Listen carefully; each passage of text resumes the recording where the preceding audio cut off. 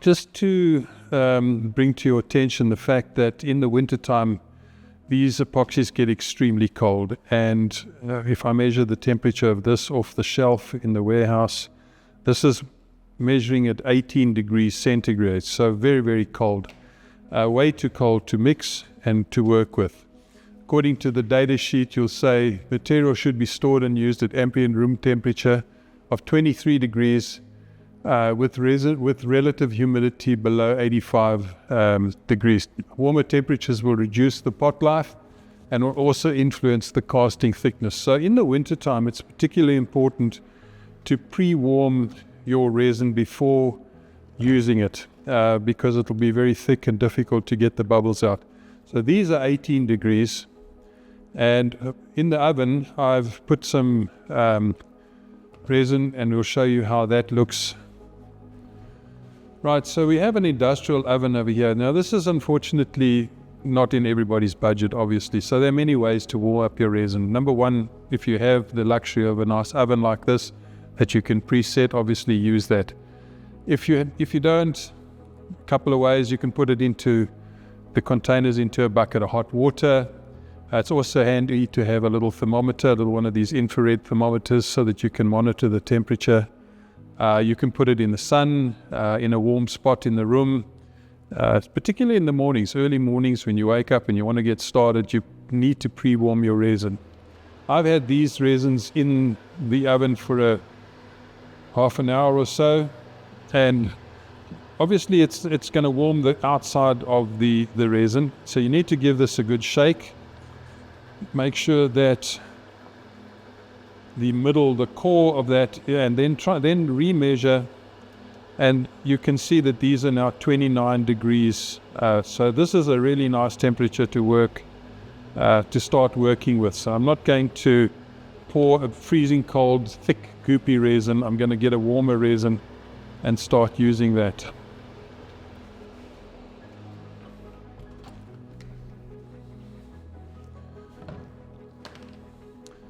I've got my pre-warmed resin here.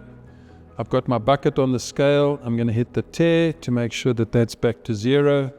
And then I'm going to mix up a couple of grams, in this case probably about 200 grams or thereabouts. 190, just over 200 grams. Also handy to have some paper towel. Mop that up. Put the lid back on. Always a good idea when you work with these resins.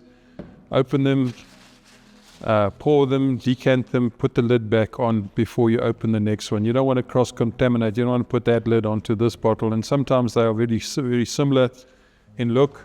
Now, so you don't want to mix them up. I've got 205.2 grams on the scale, so in my calculator, 205.2, and the mix ratio is 33%, and it's also on the bottle and on the hardener, 100 to 33.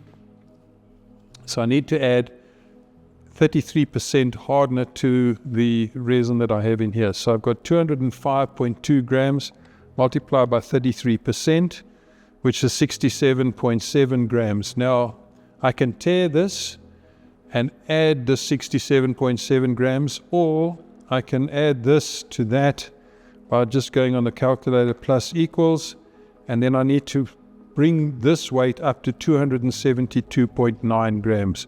So now you don't want to over add your catalyst or your hardener. This is very important. So you've got to watch your scale very accurately and make sure that you don't go over the 272.9. So 250, 260. So I'm going to slow down to 65,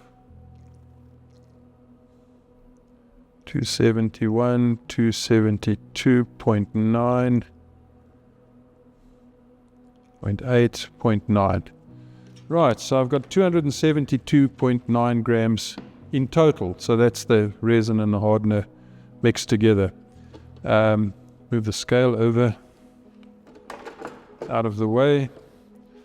Now, again, mixing, very, very important to have a nice flat mixing stick that you can get into the corners of the container and mix for at least 2 to 3 minutes, making sure that you scrape the side of the container and the bottom of the container.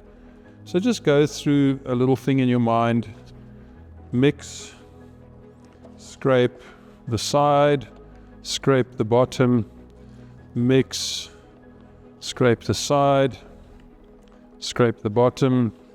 And I like to turn the bucket as I'm scraping the side. You'll develop your own technique. But what is very, very important is that you absolutely must make sure that you get all the resin off the side of the container and mixed into the resin in the center of the container. Biggest issue that we have, people come to me afterwards and say, I have sticky patches on my table that I've poured. What happened? And it always boils down to mix ratio. Mixing, not mix ratio, mixing. Mix ratio is also very important, but mixing is also extremely important. It's vital that you mix it correctly. And for at least 2 to 3 minutes, longer if it's a bigger container. And then if you're worried about getting sticky patches or you're not mixing correctly, take another bucket, a secondary bucket, after you've done this 2 to 3 minute mix, and then transfer everything over to this bucket. And those people that don't mix correctly will then take a stick and scrape the side of their container into the job, and if they haven't mixed properly, this is where the sticky resin comes from. Right, so scraping the side of the container, if you haven't mixed it properly, what wasn't mixed properly, this unmixed resin that's against the side of this container is now in the center of this container, and then you can mix this nicely and then pour this onto your job.